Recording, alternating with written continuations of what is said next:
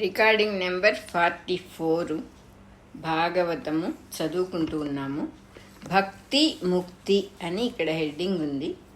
శుక మహర్షి ఇలా చెప్తూ ఉన్నారు. ఓ పరీక్షిన్ మహారాజా, నీవడిగిన ముక్తికి 2 మార్గములు ఇచ్చట వివరింపబడినవి. ఒకటి సద్యోముక్తి, రెండవది క్రమముక్తి. సద్యోముక్తి అనగా వెంటనే మోక్షము సాధించుట, మూలబంధము, ప్రాణాయామము మొదలగు సంగములతో కూడిన యోగ సాధనకు భక్తిని జతపరుచుట వలన కలుగును. రెండవది క్రమముక్తి అనగా క్రమమైన మార్గమున ముక్తి పొందుట. ఇది విశ్వమయుడైన విరాట్ విగ్రహమును తొలుత ధ్యానించి వాసనల నుండి విమోచనము చెంది అటుపైన విష్ణుని దివ్యమూర్తిని ధ్యానము చేసి వాని సర్వాంతర్యామిత్వమున ముక్తి చెందుట.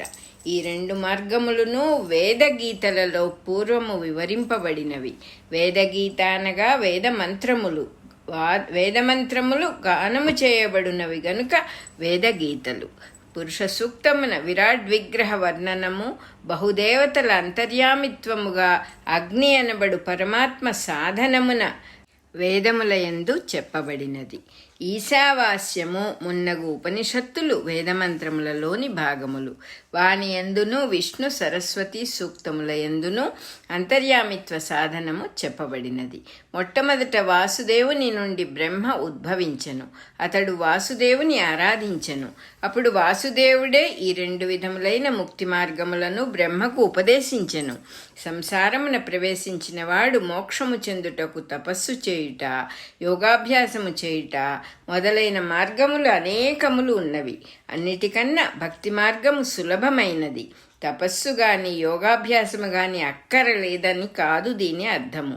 ఏ మార్గమును అవలంబించినను భక్తి యోగముతో సాధన చేసినచో మార్గము సుగమమగునని అర్థము.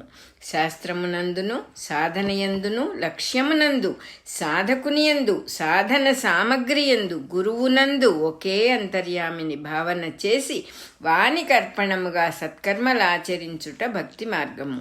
ఇందు తారతమ్య పరిశీలనమునకును గుణదోష విమర్శకును తావులేదు.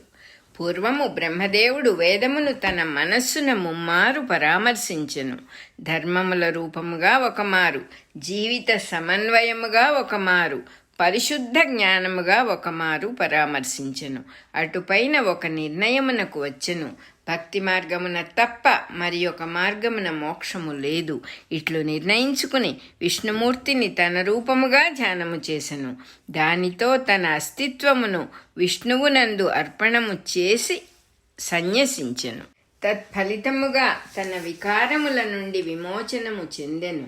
అప్పుడు విష్ణు మార్గములే తన మార్గములుగా గోచరించినవి. వానిని అవలంబించి తన కర్తవ్యమైన సృష్టికర్మను తదర్పణముగా నిర్వహించెను. ఇదే ధ్యానము సంసార జీవులందరికీ మోక్ష మార్గముగా అవలంబింప తగినది. ఒక్కొక్కడే ప్రత్యేకముగా తన జీవితమునకు సృష్టికర్త కాగోరి సంసారమును సృష్టించుకొనుచున్నాడు. మనోవికారములకు లోనై చిక్కుపడుచున్నాడు.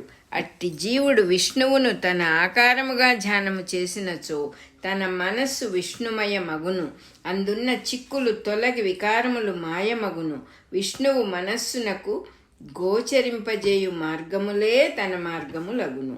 సర్వజీవులయందును తాను అను ప్రజ్ఞగా ఈశ్వర స్వరూపుడై దేవుడుండును. తన బుద్ధి బలము మొదలగువాని లక్షణములుగా తనకు గోచరించును.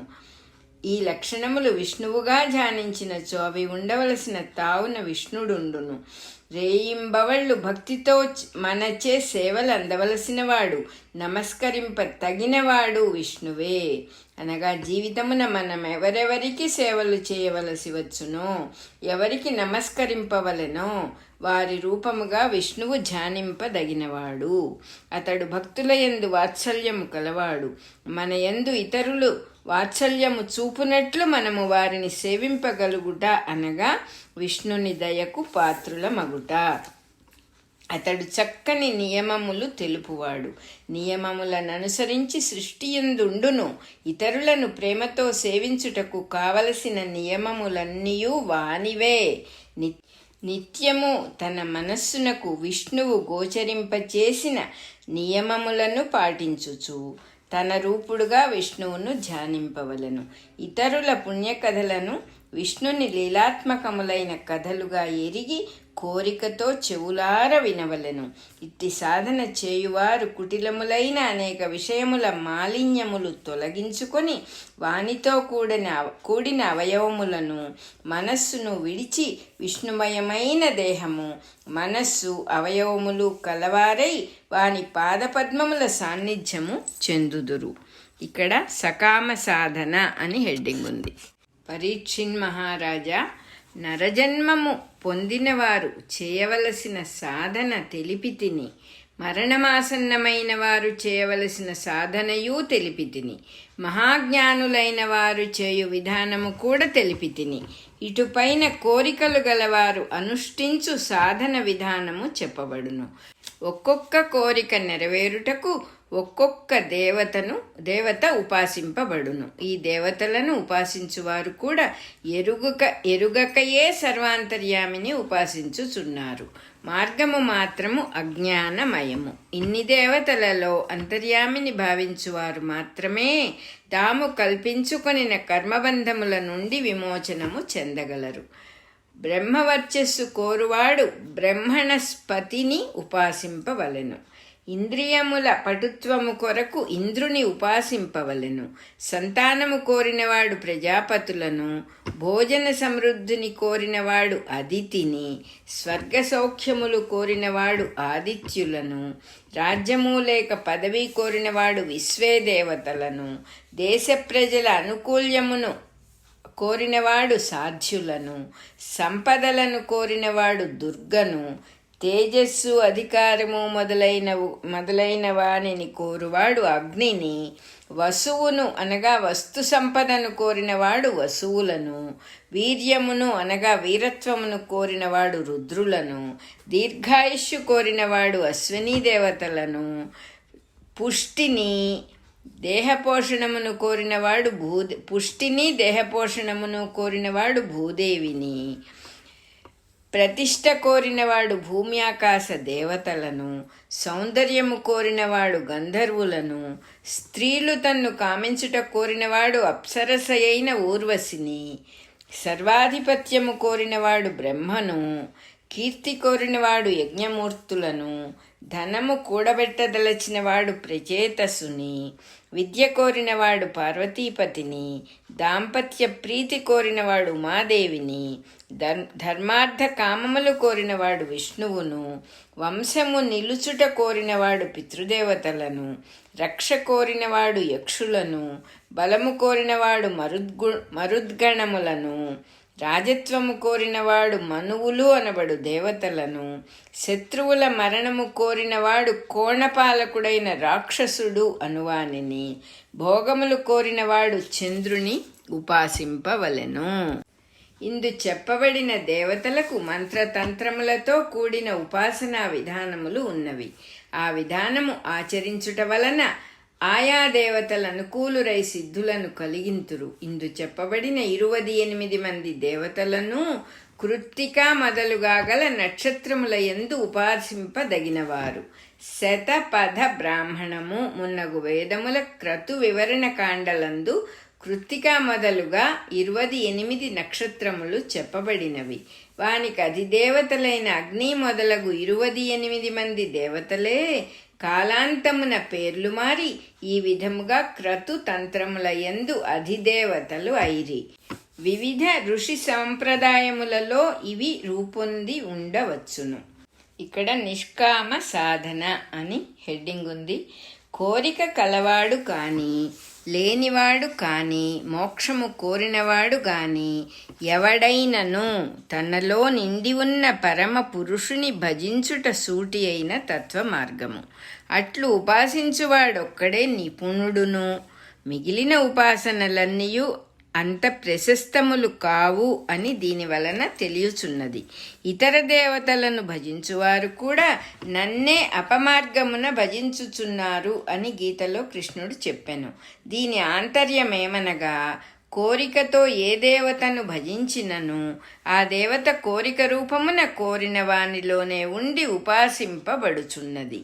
దేవేంద్రుడు మున్నగు వారిని కొలుచునట్టి విధానములతోనే విష్ణువును సర్వాంతర్యామిగా భావించి కొలిచినచో నిర్మలమైన జ్ఞానము, వైరాగ్యము, మోక్షము కలుగును. భేదమేమనగా ఇంద్రాదులను కొలిచిన చాలును, అంతర్యామి అయిన విష్ణువును కొలుచుట చాలదు, సేవింపవలెను. వాని కథలలోని మాధుర్యం ఒక దివ్య గంగ. దాని అలల దొంతరలలో మునిగి తేలుట ఎవరికైనను చెవులకు విందు కలిగించును.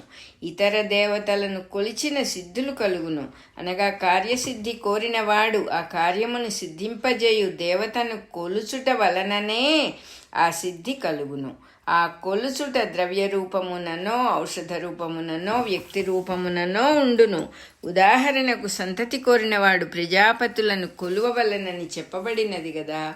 శరీరమునందు గుహ్యావయవములకు అధిపతులు ప్రజాపతులు అని విరాట్ రూప వర్ణనమున వివరింపబడినది. వారిని కొలుచుటయే ప్రజాపతులను ఉపాసించుట. అనగా అధర్వణాది ప్రక్రియల మార్గమున పుంస్త్యమును వృద్ధి చేయుటకు, గుహ్యావయవముల వ్యాధులను దౌర్బల్యములను పోగొట్టుటకు చెప్పబడిన మూలికల రూపమున సేవింపవలెను. అట్లే వ్యవహారములయందు జయము కోరువాడు న్యాయవాదినో న్యాయమూర్తినో కొలిచి ఉపాసింపవలెను. కర్మాచరణము వలన తాత్కాలికమైన కార్యసిద్ధి వెంటనే స్వల్పకాలమున కలుగును అని గీతలో కృష్ణుడు చెప్పెను.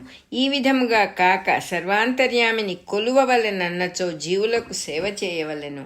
ఇట్లు జీవులకు సేవ చేయుటయే కొలుచుటగా ఏర్పరచుకున్న వానికి అహంకార మమకారాదులు తొలగి నిర్మల జ్ఞానము లభించును.